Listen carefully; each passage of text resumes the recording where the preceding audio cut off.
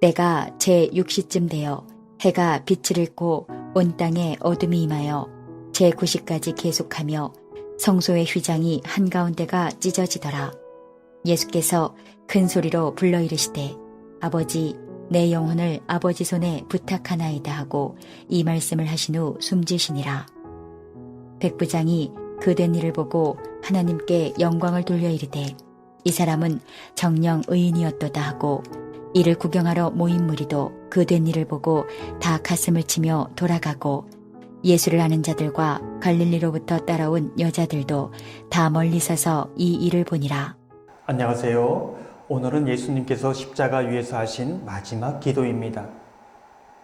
예수님께서는 아버지 내 영혼을 아버지 손에 부탁하나이다 라고 말씀하시며 숨을 거두셨지요. 이 기도는 아버지 하나님의 손에 온전히 맡겨드리는 의탁 기도라 할 수 있습니다. 두려움 가운데 드린 기도가 아니라 평온한 가운데 드린 기도이지요.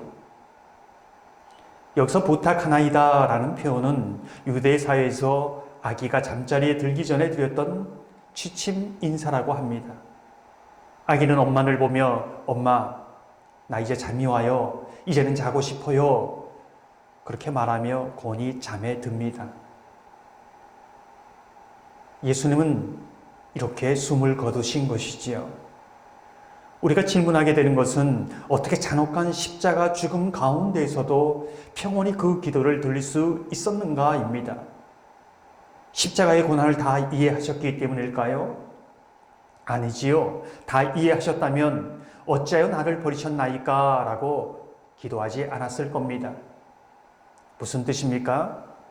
이 십자가의 고난, 이 십자가의 죽음까지도 다 이해할 수 없을지라도 단 한 가지 내가 의탁할 수 있는 분은 하나님 한 분뿐이라는 뜻이지요. 왜 하나님 아버지에게 의탁한 것입니까? 조금은 우스꽝스러운 질문일 수도 있습니다. 요한복음 2장 24절에서 25절을 보면 예수는 그의 몸을 그들에게 의탁하지 아니하셨으니 이는 친히 모든 사람을 아시며 또 사람에 대하여 누구의 증언도 받으실 필요가 없었으니 이는 그가 친히 사람의 속에 있는 것을 아셨음이니라 라고 말씀합니다. 무슨 뜻일까요? 왜 사람에게 의탁하지 않으셨습니까? 그 이유에 대해서 사람의 속에 있는 것을 아셨다 말씀하십니다. 즉 사람의 본성을 아셨기에 맡길 수 없었다는 뜻입니다. 이와 반대로 왜 하나님께 의탁하실 수 있었습니까? 하나님 속에 있는 것을 아셨기에, 하나님의 본성을 아셨기에 모든 것이 이해되지 않는 상황 속에서도 그 죽음까지도 하나님을 신뢰하며 의탁할 수 있었다는 뜻입니다. 그 하나님의 본성은 무엇일까요? 사랑의 하나님입니다. 좋으신 하나님입니다. 선하신 하나님이며 신실하신 하나님이지요. 그 하나님의 본성은 변함이 없으십니다. 제가 가끔 말씀드리는 부분이 있습니다. 하이델베르크 요리 문답을 보면 전체 129개의 문답으로 이루어져 있습니다. 그 전체를 아우르는 질문이 첫째 질문이지요. 살아서나 죽어서나 당신의 유일한 위로는 무엇입니까? 라고 물을 때 그 답은 살아서나 죽어서나 나는 나의 것이 아니요 몸도 영혼도 나의 신실한 구주 예수 그리스도의 것입니다. 라고 대답합니다. 어떻게 이러한 사실이 우리의 위로일까요? 여러분은 어떻게 생각하십니까? 우리의 모든 것이 주님의 것이면 주님께서 나의 과거와 현재와 미래를 주관하시고 책임지시고 돌보신다는 것이지요.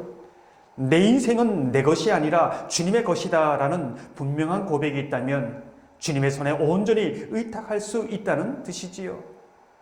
우리가 물어야 할 질문은 나는 주님의 것인가? 나는 주님의 것으로 살고 있는가? 그렇다면 나를 온전히 나의 죽음까지도 나의 미래까지도 나의 영혼까지도 온전히 의탁할 수 있는가 스스로 물어보아야 합니다. 시편 56편 3절을 보면 다윗은 내가 두려워하는 날에는 내가 주를 의지하리이다 라고 고백합니다.